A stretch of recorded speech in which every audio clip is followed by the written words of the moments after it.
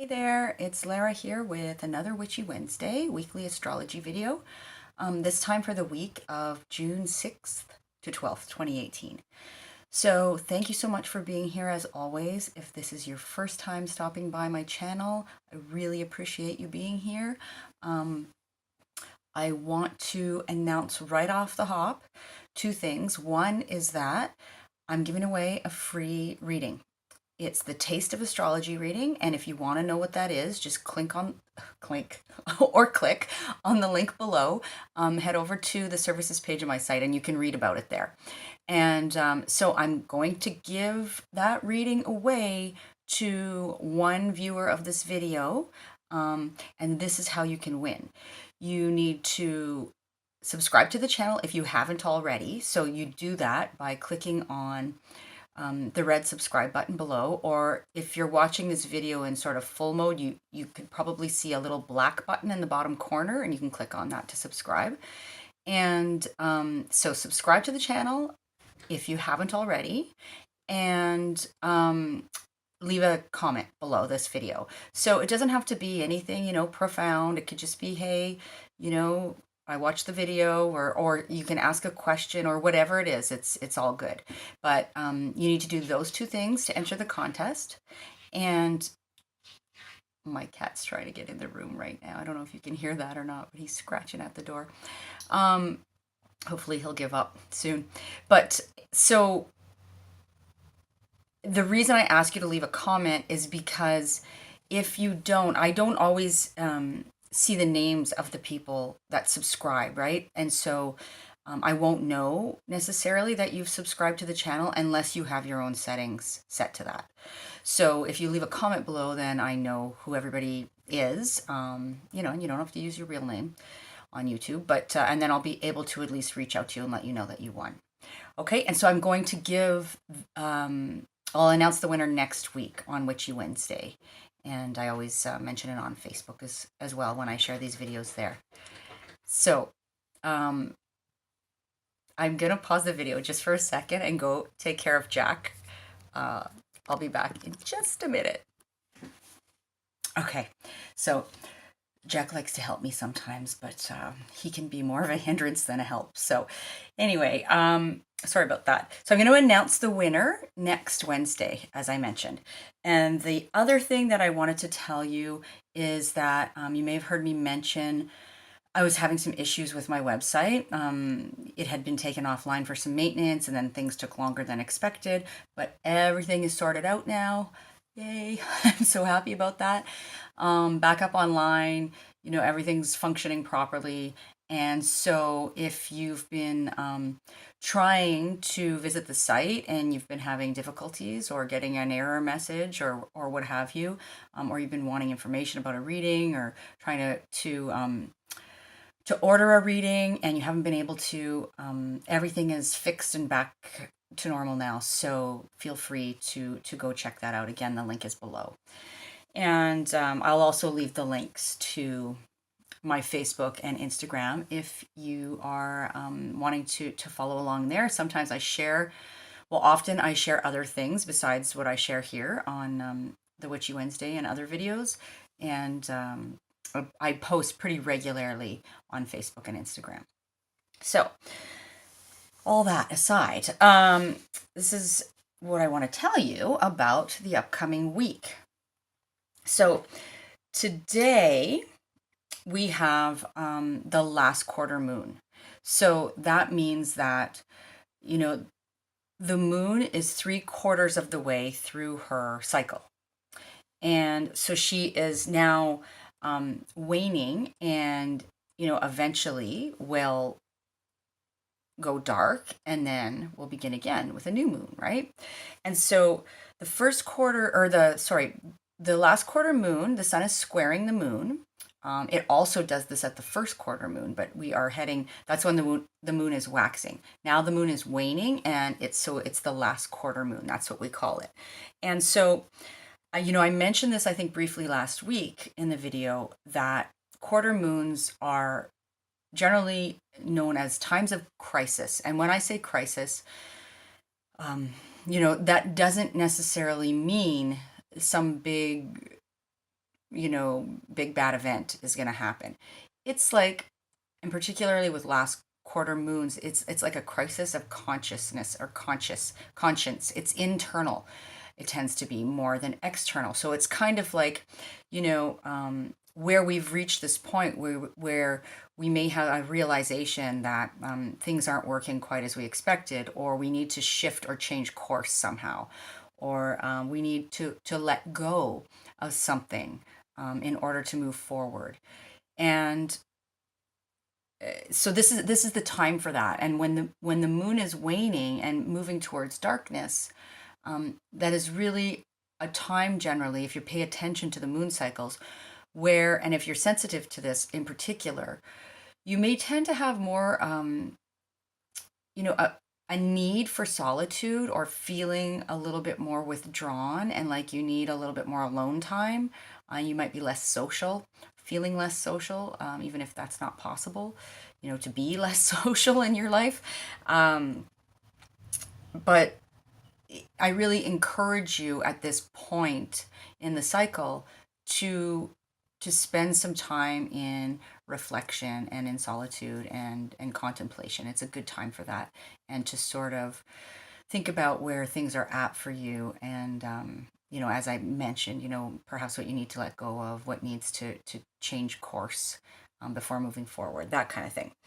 So, and I'll just mention this again briefly, but we have the sun in Gemini right now and the moon in Pisces, right? So the sun and the moon are squaring each other, the last quarter square. And that's a conversation of tension. And so it's like some kind of a crisis, that comes up between our sort of spiritual life, which is represented by Pisces, and our mental life, right? The mind, which is Gemini. And so trying to kind of work through that and see what direction we need to go moving forward.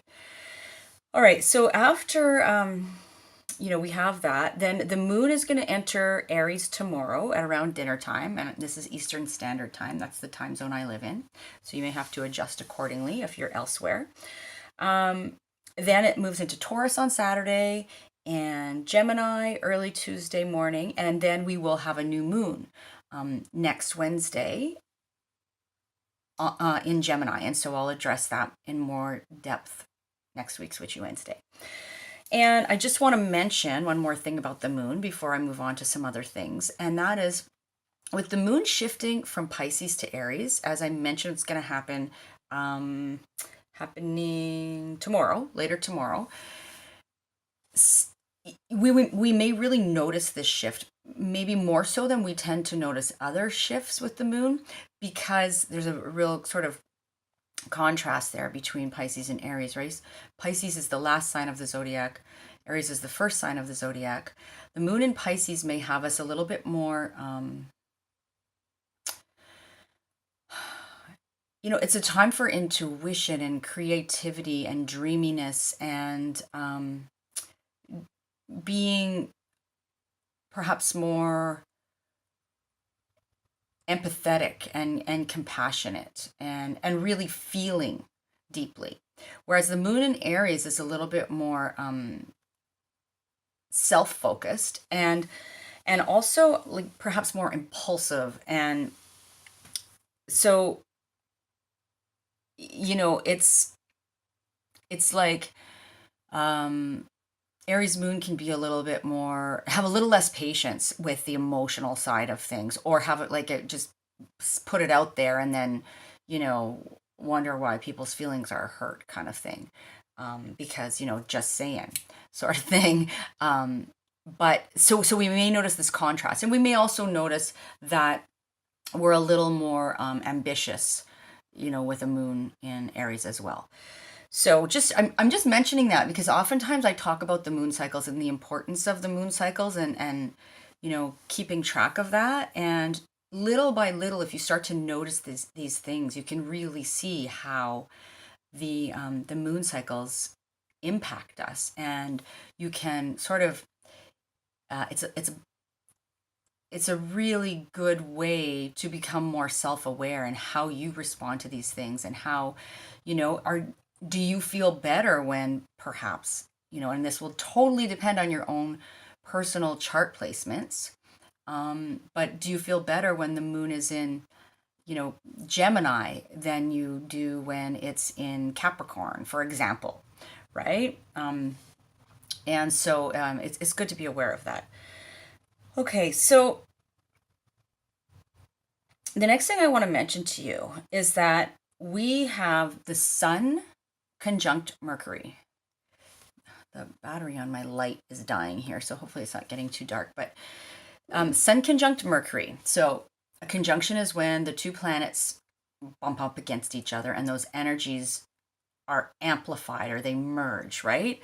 And so we've got Sun conjunct Mercury, which started yesterday, happening over the next couple of days. And so normally this makes for a very active mind, lots of communication, clarity in our thinking and our communications, and really good for self-expression, right? But the thing is, this is also happening at the same time that Mercury and the Sun, who are beside each other in the sky, are having a bit of a tense conversation with the planet Neptune that's in Pisces right now. So they are squaring each other, right? And so this can make for difficulty translating our internal world, like putting our thoughts and like what we're thinking out there, right? And what we're feeling, Neptune, out there. So I'm going to show you the chart before I move on, and I'm going to kind of give you a personal example of this. But here is what the chart looks like for today. I'm going to see if I can get any more. Yeah, this light is really not cooperating. But so I'm going to point out to you where we have here. So here's Neptune. Okay, the moon is right beside Neptune. So we're kind of having a Neptune-moon conjunction here too. They're pretty close beside each other, but the moon will be moving on quickly. And they are squaring, right? That's a 90-degree angle. The Sun, that's conjuncting right beside Gemini, or Mercury in the sign of Gemini. So this is making a square aspect or conversation. The other things I'm going to point out to you specifically that are going to relate to what I'm talking about in this reading are up here we have, and I mentioned her before, this is Black Moon Lilith, which is a point in the chart that's, getting increasingly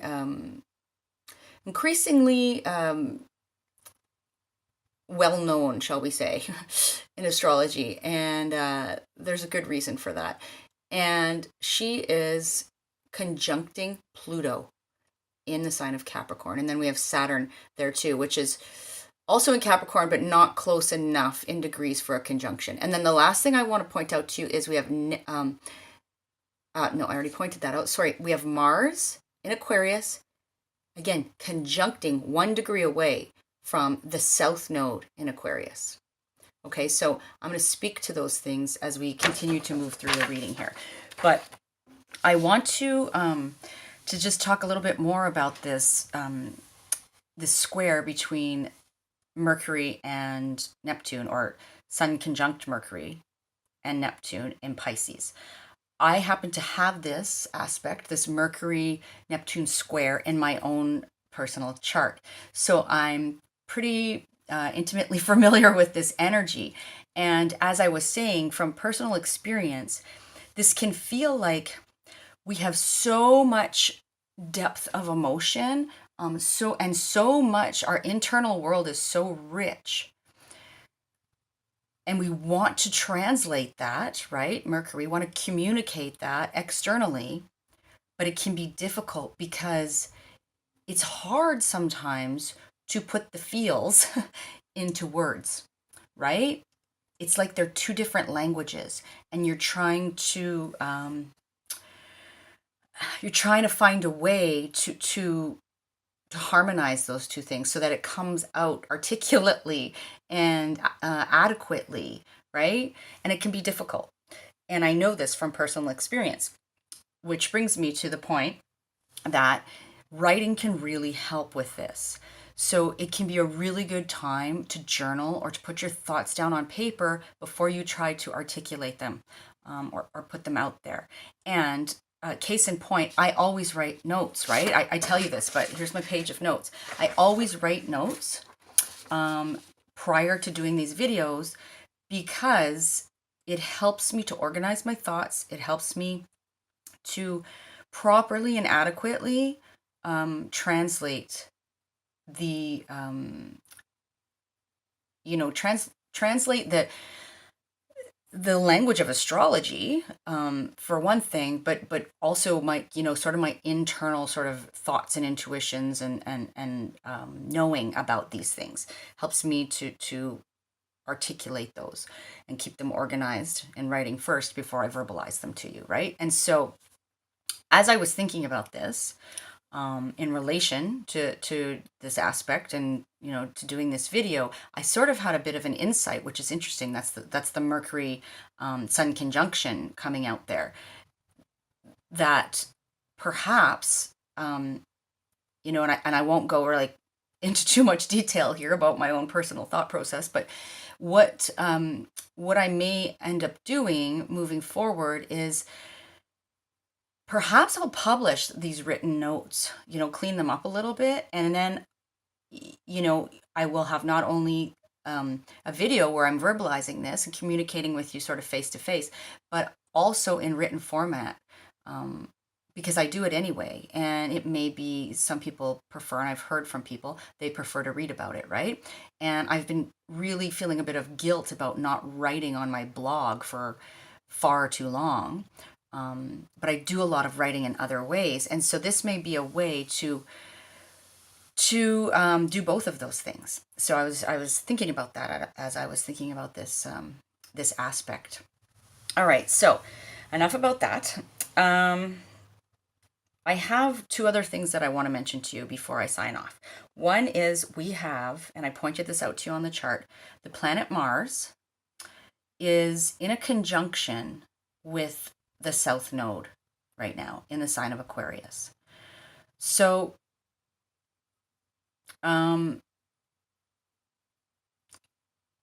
this speaks to, first of all, if you don't know, what the energies of those two, well, the Mars is a planet, the South Node is a point in the sky. So Mars is a planet of action and ambition and impulsiveness and aggression, perhaps, really, of drive and getting, like, just, breaking down the barriers, that kind of thing. And then we've got the South Node. The South Node, and if you ever get a full chart reading with me, I will talk about your South and North Node placements in your chart and what that means for you. But the South Node, it speaks to our past karma.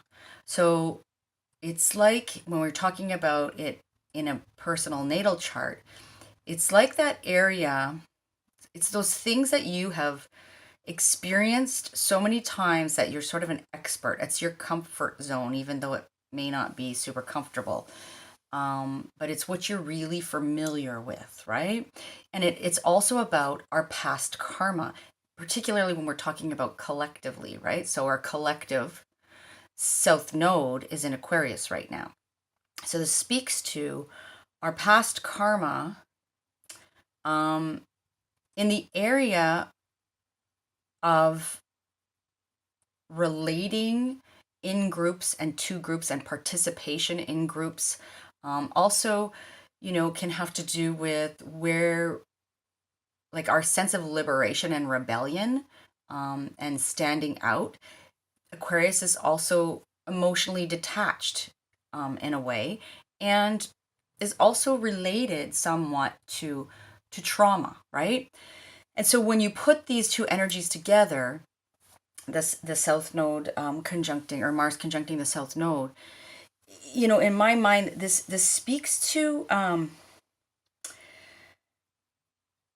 coming face to face with our past karma in some way and deciding what we're going to do about it, right? Mars, what we're going to do. Mars is the planet of action.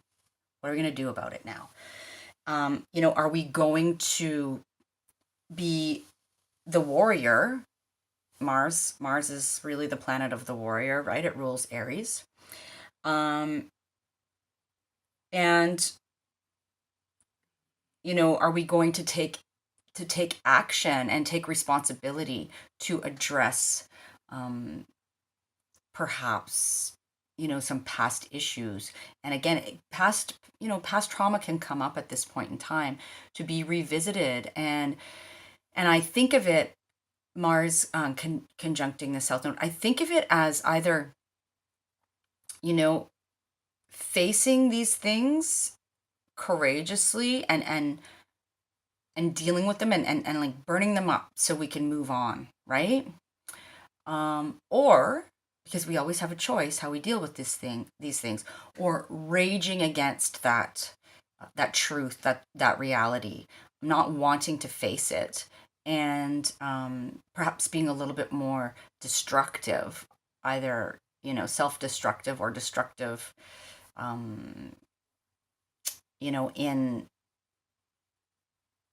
in a wider view, like more destructive, destruction that not only touches you, but particularly because it's in the sign of groups, right? That may be harmful to others as well. And then, if that's the choice that's made, then rest assured there will be future opportunities to revisit the same lesson, right? Because if we don't sort of face and grow through and learn from our past experiences and perhaps past mistakes or what have you, then we will get another chance, and that can take 5, 10, 100 times before we make the choice to really deal with it, right? And to really move on and to really learn and grow. So there's that. And the last thing I want to mention, and I think it's particularly relevant, I think why it really came to mind for me in terms of doing this video, is because we are on the verge of an election in the province that I live in. It's happening tomorrow. And so, as you can imagine, right, with politics, there's a lot of issues that are being debated in the public forums and that kind of thing. And so, and one of those issues, is just reflective of the, it's happening everywhere in the world right now, really. It has to do with the position and rights of women, and in general, sort of the feminine.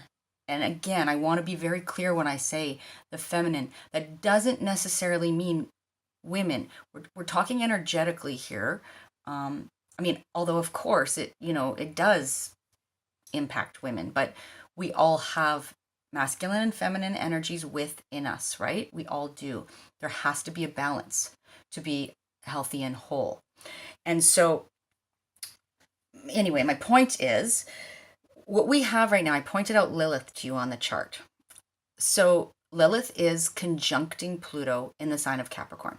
They're bumping up against each other, right? Those energies are coming together. And so Pluto is like the god of transformation, of transmutation, of the deep,